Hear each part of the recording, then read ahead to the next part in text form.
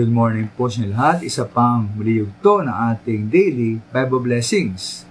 Pamagat po na ating aling umaga ay ang pagipaglabang spiritual. Ang pagipaglabang spiritual. Ating pong salimutan mga minamahal, ating mundo ay hindi isang palaruan, kundi lugar ng labanan. Ay nga po sa isa, the world is not a playground, but a battleground.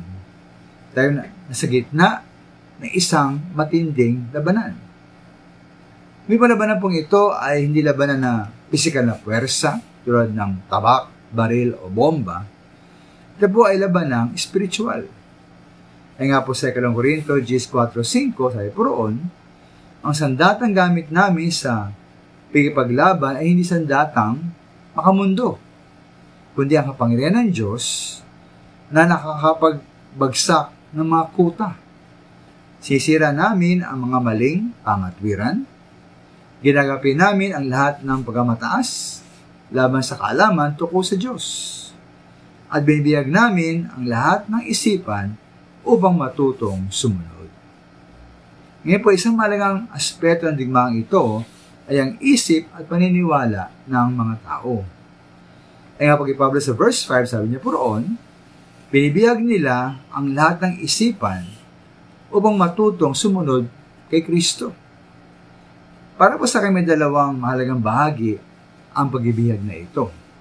Una po, dapat natin ibahagi sa tao ang mga katotohanan ukol sa kaligtasan at mga pangunahing doktrina ng ating pananampalataya.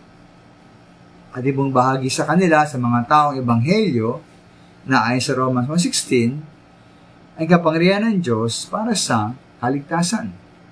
Ikalawang minamahal, palayain din natin po ang mga tao sa mga maling pananaw, tulad ng materialismo at piging makasarili. Sa halip, atipundalin sila sa katotohanan ng tanging buhay na makahulugan at makabuluhan ay ang buhay na isinuko sa ating Panginoon Hesus. Ay nga po sa Mark 8:36, ano ang mapala ng tao, makamtan man niya ang buong daigdig, ngunit mapahamak naman ang kanyang sarili.